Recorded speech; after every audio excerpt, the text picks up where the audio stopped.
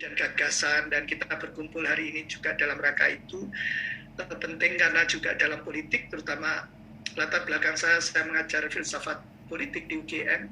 Saya tahu agak berbeda misalnya dengan filsafat secara umum, ya, menjadi agnostis itu tidak diizinkan dalam politik atau bukan satu pilihan yang masuk akal.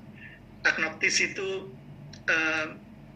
misalnya dalam satu kasus kita bisa tidak berpihak, ya, menyangkut misalnya pertanyaan tentang apakah ada free will, apakah ada kehendak bebas. Kalau cabang filsafat seperti metafisika mungkin kita bisa agnostis. Saya tidak tahu, jadi saya tidak berpendapat apakah ada free will apa enggak. Di dalam politik, Bapak Ibu tidak bisa menjadi agnostis. Bapak Ibu harus berpihak, ya. Jadi ini yang nanti definisi good citizen atau warga negara yang baik itu juga akan dibentuk dari pemahaman kita mengenai apa makna peran dan kontribusi yang kita berikan. Tapi yang jelas kalau Bapak Ibu agnostis, artinya indifferent, ya, tidak mau terlibat dan tidak peduli nasib Bapak Ibu dan keturunan kita, mereka yang agnostis itu akan ditentukan oleh orang lain. Gitu. Jadi kenapa kemudian konsep warga negara yang baik ini nanti akan kalau perlu nanti akan kita diskusikan secara khusus. Tapi ini mungkin warning awal bahwa di Indonesia saya kira juga ketika kita membicarakan ide dan gagasan seperti Pancasila itu kita perlu aktif, tapi juga nanti kemampuan berkolaborasi, bekerja sama dengan teman-teman kita yang sama gagasannya, ide-idenya, dan cita-citanya, tapi juga nanti berhubungan dengan mereka yang tidak sama untuk bertukar pikiran terus, ya, untuk menimbang mana gagasan yang lebih bernas dan lebih baik. Jadi ini tantangan-tantangan kita. Saya nanti akan menceritakan sedikit apa yang kita lakukan di Pusat Studi Pancasila untuk membumikan Pancasila ini, atau istilahnya mengaktualisasikan atau mengimplementasikan, ya.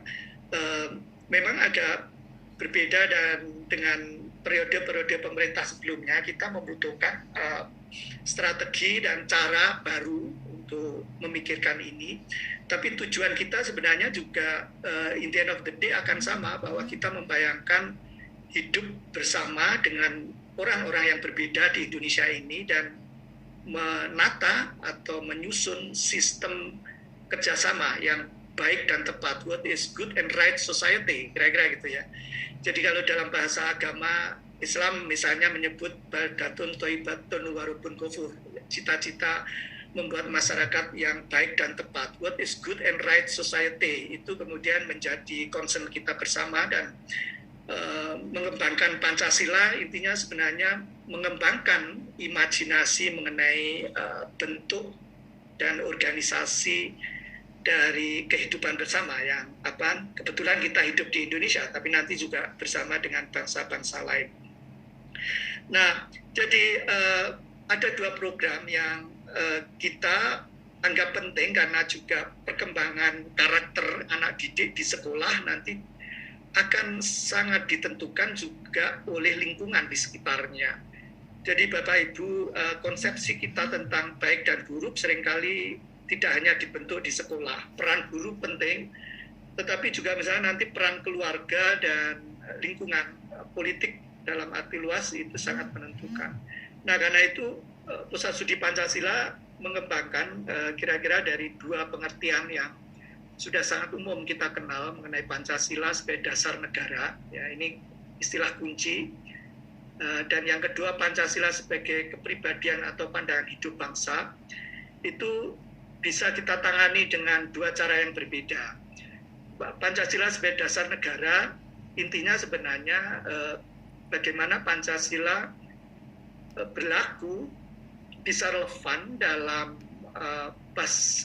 mengatur, menentukan, dan membentuk, mewarnai basic structure of society, struktur dasar dari kehidupan masyarakat kita. Jadi intinya juga